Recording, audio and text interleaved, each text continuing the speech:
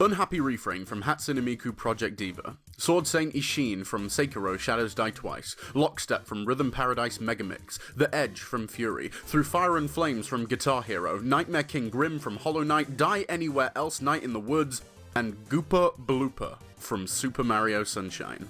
These are some of my favourite rhythm game tracks and favourite bosses from gaming history. However, if I was to discuss a game where I could talk about both at the same time, then I guess I'd want to talk about Sayonara Wild Hearts. Recently, I commissioned an artist to create me some backgrounds for some future video ideas, and I insisted that they do this in the following colour combo: neon pink clashed with neon blue. This is because this colour strikes a very particular vibe for me. It feels like endorphins, it feels like parties and dancing, it's like sound and action and living people crashing into each other like the kinesis of a chemical reaction. This feeling of raw, unrestrained energy is a feeling that Sayonara Wild Hearts succeeds in instilling into its player as they race and chase through its stylish colorscapes. Sayonara Wild Hearts is a game best described by its creators Simogo and Annapurna Interactive. To call this game a rhythm game would be overlooking one of its most intriguing qualities. As its promotional website details, it's better described as a pop album video game. This is because, and I don't know if this is the case to be sure, but based on the way that the game is set out, you could believe that most of the music in-game existed before the game concept did. This alone is an interesting concept, that somebody could have made an album and then considered, how could I take this all a step further? Video games. And that's all well and good, but mother forking shirt balls, do I believe that they did a good arse job on this game. First thing, numero uno point one. Presentation. A good summary of this game's appeal is that it is simple, but gorgeous. From a gameplay and design perspective, the game has all of these simple, almost slightly polygonal models with minimal texture detail, which from one perspective can make it look like a quickly made Unity engine game, but seeing the way that they make them all move with world assets that are all similarly stylized, there's this butterfly, there's the stag, there's this mini-boss, they just work together. The setting can drastically change level to level, but with color choices and a particularly cohesive design aesthetic, it makes for this seamless audio-visual dream. Sorry, did you guys hear that? I'm gonna start doing this more often. I'm just gonna leave recording hiccups in the thing, because my housemate sounded like they were fucking crying at whatever shit they were watching. Jade?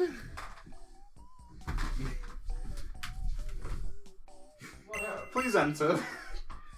Right, could you please tell the nice people at YouTube what you were just laughing at? Because I've picked it up on audio. And there's a little bit in the recording where there's just a, hey, I'm talking about video games, ha ha!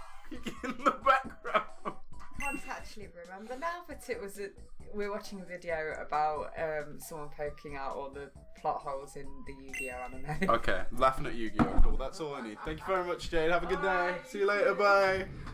Speaking of friends, and getting back to the actual subject matter of the video, I have to thank my very good and attractive friend, Kanchi. Hang on a sec, he doesn't want people to think that he's going to return the shirt, so we've just got to cover up the tag, thank you. I turned up to Kanchi's place to watch episode 4 of Babylon, and I entered to find him in a flow state, grabbing all the hearts and just doing all the flip tricks and getting the coins in the Dancing Devils boss fight, and he was kind enough to pass me the pad. This game requires no tutorial.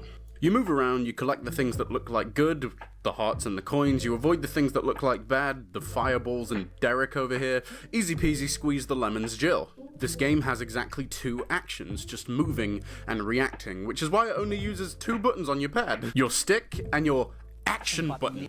And somehow, these mad lads seem to stretch these 2 actions over so many deeper mechanics, and this is where I have to point out the second thing, point numero dos.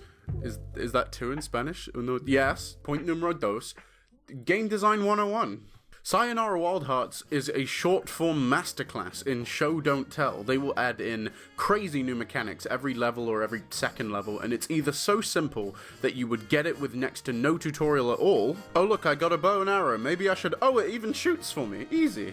or it presents you with clear examples or cinematics to show you how the mechanic works in practice. Like there's this level where you can do the thing first found in Pac-Man, where you could run off one side of the screen and immediately appear on the other side, or this other level that has like flipping panels that'll flip you onto one side of the track. There is not a single level that feels like it's recycling something old. Every level is either a development on top of older mechanics or something entirely new, which would be more impressive if the whole experience wasn't over after an hour and a half of gameplay. An hour and a half is pretty short, but it is an indie game. I paid $12.99 for this game, so I have to forgive it because what it lacks in quantity, it absolutely has in quality. It's a weird feeling. I don't like that it's over so quickly, and it's not a very economical exchange. AAA games like Monster Hunter or Animal Crossing will give me hundreds of hours of gameplay, but Sayonara Wild Hearts does have some decent replayability with some alternative game modes and high scores, a couple of puzzles to solve. Ultimately, it's just a very well presented little package. At this point in the review, I'm suspecting some comments like, "Robert, you wobbly, colossal, festering mouthhole. Trying to catch me riding dirty? You're talking about a pop album video game, and you've not even mentioned the music." And to that I say, wow, that's a scathing insult, owie. But I'm getting there, hang on. Point numero tres. Vibes. I went round to Kanchi's house a second time, this time with many more friends for an event that we call D-Club. It's where a bunch of grown men gather together with the premeditated desire to talk about our feelings and just chill. During which, Kanchi decided to whip out his big old copy of Sayonara Wild Hearts, and we took turns playing it. The actual album contents has such a nice variety of like hashtag low tempo stuff to study, smoke, chill, and suck dick with, but also it's got all of those tracks that has like a big build-up of just the cascading bombast you get during a really tense boss fight, while still maintaining the theme that it's initially gunning for. It does such a good job of welling up the emotions of the player while not sacrificing its core theme, and that I think is quite impressive. My personal favourite tracks were The World We Knew, Begin Again, and their remix of my single favourite piece of music in existence, Claire de Lune. It is an experience, a short one, but an important one. It's one that connected me with friends, melody, and vibes. Just give it a try. Peace.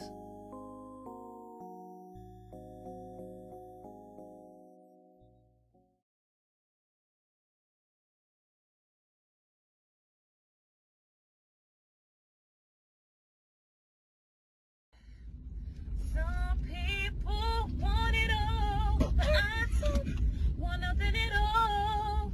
If it ain't you, baby, if I ain't got you, baby. Some people want diamond rings, some just want everything, but everything means nothing.